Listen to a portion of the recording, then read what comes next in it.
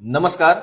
આજે 29 ઓક્ટોબર 2025 નો દિવસ. અત્યારે હું અને અમારા નેતા માનનીય ધારાસભ્ય શ્રી ચૈતરભાઈ વસાવા ગુજરાતના ચૂંટણી કમિશનની ઓફિસ પર છીએ.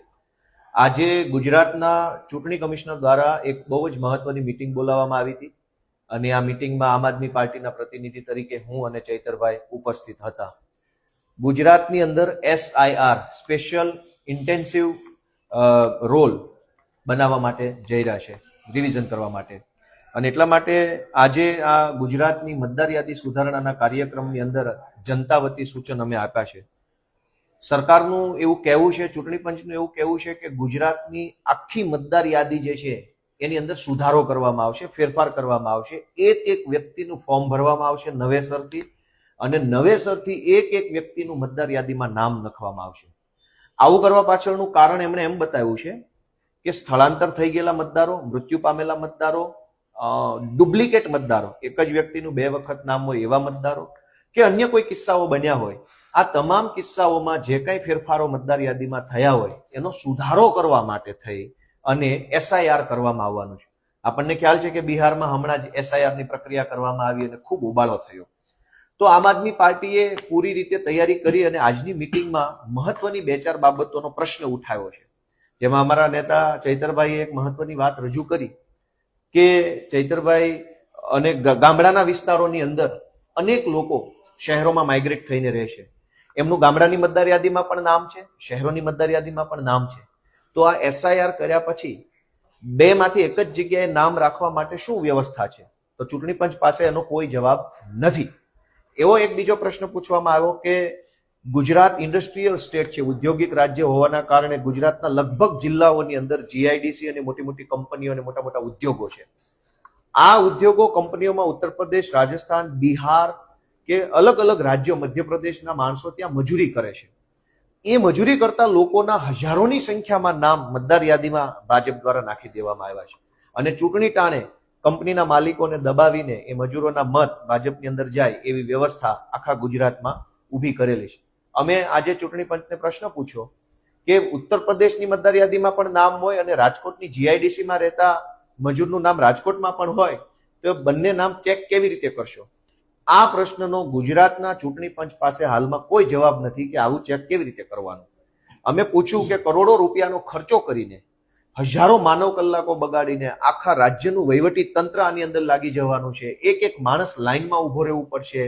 ગરીબ હશે, મજૂર હશે, અભણ હશે, અશક્ત હશે, અપંગ હશે, બીજી ત્રીજી રીતે જે લોકો હશે બધા ખૂબ હેરાન થશે. અને આટલું બધું કર્યા પછી પણ જો રાજ્યનું ચૂંટણી પંચ કે કેન્દ્રનું ચૂંટણી પંચ ડબલ વોટરને પકડી નહીં શકે કે બિહારમાં પણ નામ હોય અને રાજકોટમાં પણ નામ હોય અથવા તો જુનાગઢમાં પણ નામ હોય અને અમદાવાદમાં પણ નામ હોય, જો એને પકડી નહીં શકાય ડબલ વોટરને, તો પછી આટલી મોટી પ્રક્રિયા કરવી જોઈએ નહીં.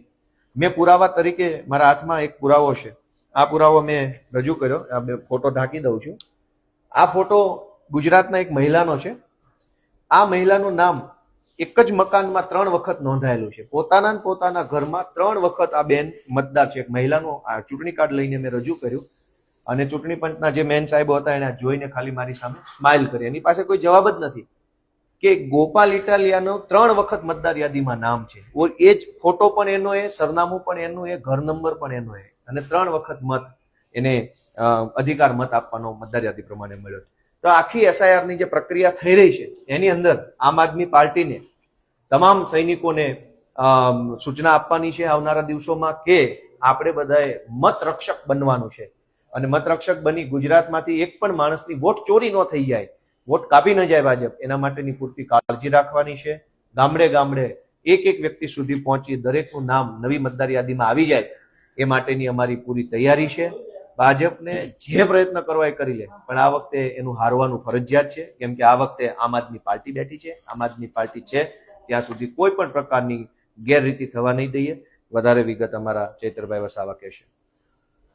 આજે ગુજરાતના મુખ્ય ચૂંટણી અધિકારીએ તમામ સર્વદળીય બેઠક આજે બોલાવી. એમાં અમારા આમ આદમી પાર્ટીના ગુજરાતના નેતા ગોપાલ ઇટાલિયાજી અને અમે ઉપસ્થિત રહ્યા.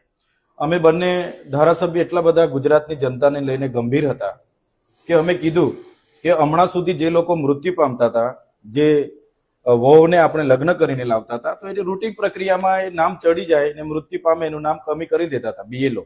બીએલઓ નું એ કાયમનું કામ છે, રૂટિન ચાલે છે. તો એસઆઈઆર ગુજરાતમાં લાવીને 4/11/2025 થી 4/12/2025 એક મહિના દરમિયાન 5,08,39,000 મતદાતાઓના નવા ફોર્મ ભરીને નવી યાદી તૈયાર કરવાની શું જરૂર પડી? અને છેલ્લે 2002 થી લઈને હમણાં 21 વર્ષમાં ક્યારે આવું થયું નથી, પણ આ વર્ષે જ કેમ સરકારને જરૂર પડી કે અમારે એસઆઈઆર કરવું છે, કે જે લોકો મરણ પામ્યા હોય એના નામ અમારે કાઢવા છે? ત્યારે અમે સરકારને પૂછ્યું કે જે લોકો ડુપ્લિકેટ મતદાતાઓ છે, બે જગ્યાએ મત કરે છે, માનો કે અંકલેશ્વરમાં મજૂરી અર્થે આવેલા બિહાર, યુપી, મધ્યપ્રદેશના લોકો પોતાના ગામમાં પણ મતદાન કરે છે અને અંકલેશ્વરમાં મતદાન કરે છે, તો એના માટે ચૂંટણી પંચ પર શું ટેકનિકલી શું સોફ્ટવેર છે કે શું બાબતો છે કે એને આપણે પકડી શકાય? તો ચૂંટણી પંચ પર એનો જવાબ નથી.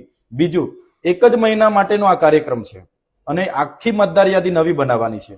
ત્યારે જે લોકો પોતાનો જીવન નિર્વાહ માટે ગામડાઓમાંથી સૌરાષ્ટ્રમાં ખેત મજૂરી કરવા જાય છે, સુગરોમાં મજૂરી કરવા જાય છે, કંપનીઓમાં મજૂરી કરવા જાય છે, અને એ લોકોના ઘરે જ્યારે બીએલઓ જશે અને ઘરને તાળું મારેલું હશે તો એનો ફોટો ક્યાંથી આવશે, એના ડોક્યુમેન્ટ ક્યાંથી લેવામાં આવશે અને એની શું વ્યવસ્થા છે?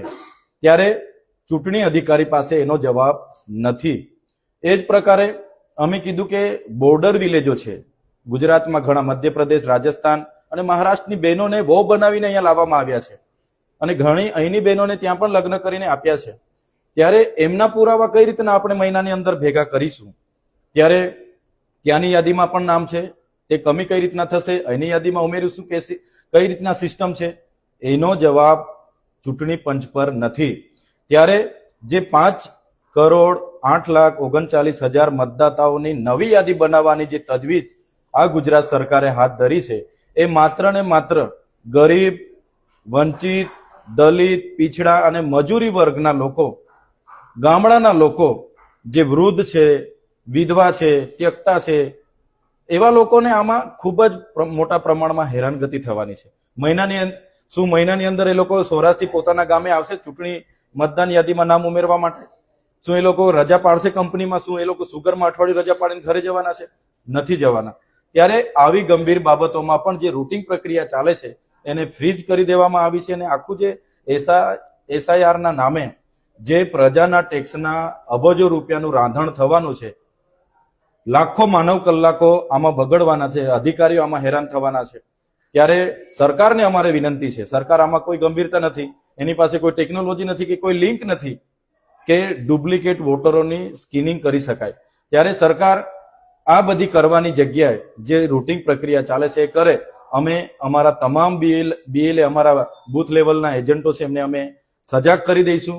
ક્યાંય પણ ભારતીય જનતા પાર્ટી એવા નાગરિકોને જેના મત કપાઈ જાય છે એ વોટ ચોરી ના થાય એની તકેદારી રાખીશું.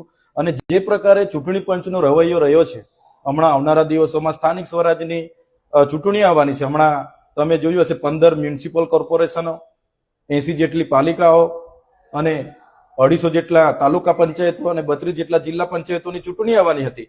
એની જગ્યાએ યાદી ફ્રીઝ કરીને નવી એસઆઈઆરની યાદી 7 ફેબ્રુઆરી 2026માં બહાર પાડવાની વાત કરી છે અને બાદમાં ચૂંટણી કરવાની. ત્યાં સુધી વહીવટદારો રાજ કરશે એવી વાત જયારે ચૂંટણી પંચ કરતું હોય, એટલે આ ગુજરાતની જનતા લોકશાહીમાં ખૂબ જ ગંભીર બાબત છે. પ્રજાના ટેક્સના પૈસાનું રાંધણ થવાનું છે, લાખો માનવ કલાકો જયારે બગડવાના છે. ત્યારે અમારે તો ચૂંટણી આયોગને નમ્ર અપીલ છે, ચૂંટણી પંચ એ સંવિધાનિક સંસ્થા છે, કોઈના પણ દબાણમાં આવ્યા વગર બાબા સાહેબ આંબેડકરે બંધારણમાં બધાને એક મત નાખવાનો અધિકાર આપ્યો છે. એ અધિકાર છીનવવાનો પ્રયાસ કોઈ પાર્ટી કે કોઈના ઈશારે ચૂંટણી પંચ એ ગુનો ના કરે એવી અમારી સૌ વતી અપીલ છે. અને આવનારા દિવસોમાં ગુજરાતની જનતાને પણ અમે કહીએ છીએ કે 1 મહિનાનો સમય છે. આપણે આધાર કાર્ડ અપડેટ કરાવવા માટે 3-3 મહિના લાઈનો પર હતા, રેશન કાર્ડ કેવાયસી કરાવવા માટે 4-4 મહિના લાઈન પર હતા.